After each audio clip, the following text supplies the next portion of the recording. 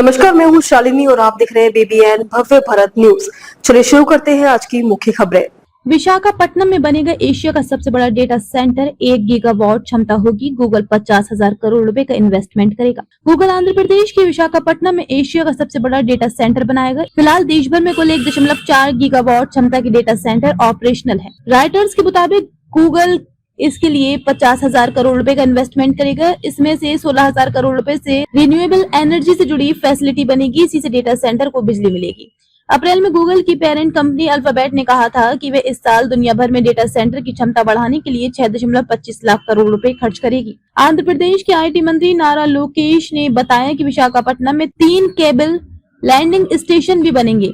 इससे high speed data transfer हो सकेगा। राज्य में 1.6 गीगावाट क्षमता के डेटा सेंटर निवेश को अंतिम रूप दिया जा चुका है।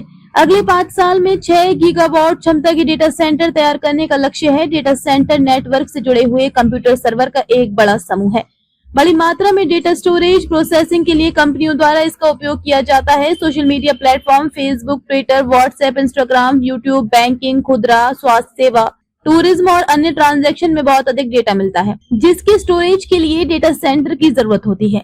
इन सुविधाओं में डेटा स्टोरेज, सूचनाओं की प्रोसेसिंग और दूसरे स्थान पर उसे पहुंचाना और कंपनी के एप्लीकेशन से जुड़े कामकाज शामिल है। इसे किसी सर्वर की तरह मान सकते हैं जहां से किसी कंपनी का पूरा IT ऑपरेट होता है। डिजिटल युग में सोशल नेटवर्किंग कंपनियां अपने सारे यूजर का डेटा, सारी इंफॉर्मेशन अपने बनाए डेटा सेंटर में ही रखते हैं।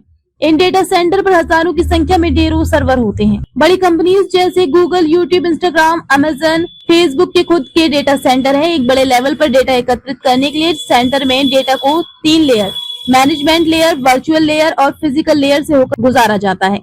मैनेजमेंट लेयर सबसे ज्यादा फोकस डेटा को नियंत्रित करने और उसकी निगरानी करना होता है। जो भी यूजर सर्च करता है, सारा डेटा सबसे पहले ये लेयर संभालती है।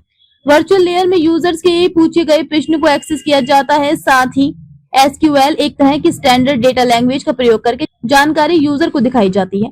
फिजिकल लेयर सीधा हार्डवेयर से डील करती है, या हम कह सकते हैं कि असली चीजों से फिजिकल लेयर डील करती है। इंटरनेट डेटा लीक होना और साइबर अटैक बड़ी चुनौती है। आमतौर पर इन डेटा सेंटर पर यूजर्स डेटा का बैकअप ऑटोमेटिकली होता है। इन पर फिजिकल अटैक होने की संभावना साइबर अटैक के मुकाबले कम होती है। यही वजह है कि हाल ही में डेटा सेंटर को और एडवांस रूप दिया गया है, जिसमें अनावश्यक हार्डवेयर या सॉफ्टवेयर नहीं रखा है, जिसकी वजह से इस तरह की साइबर अटैक की संभावना बहुत कम हो जाती है। इसके साथ ही ऐसी घटना होने पर रोबस्ट डिजास्टर रिकवरी पैमाना भी रखा गया है। उदाहरण के तौर पर आग लगने या किसी प्राकृतिक आपदा के दौरान डेटा को किसी दूसरे डेटा सेंटर में ऑटोमेटिकली शिफ्ट कर लेता है। अगर किसी कारणवश हार्ड ड्राइव खराब हो जाती है तो ये कंपनियां अपने हार्ड ड्राइव को नष्ट कर देती हैं, ताकि किसी भी कारणवश डेटा का एक्सेस नहीं किया जा सके। इन डेटा सेंटर को सुरक्षित बनाने के लिए कंपनियां आधुनिक तकनीक का इस्तेमाल कर रही हैं, क्योंकि हैकर्स अब इन डेटा सेंटर को साइबर अटैक के जरिए टारगेट कर रहे हैं। तो अभी तक के लिए इतना ही। मैं शालिनी आपसे विदा लेती हूँ। अगली खबर में फिर मुलाकात होगी एक और खास खबर के साथ। तब तक के लिए बने रहिए BBN भव्य भारत न्यूज के साथ। नमस्कार।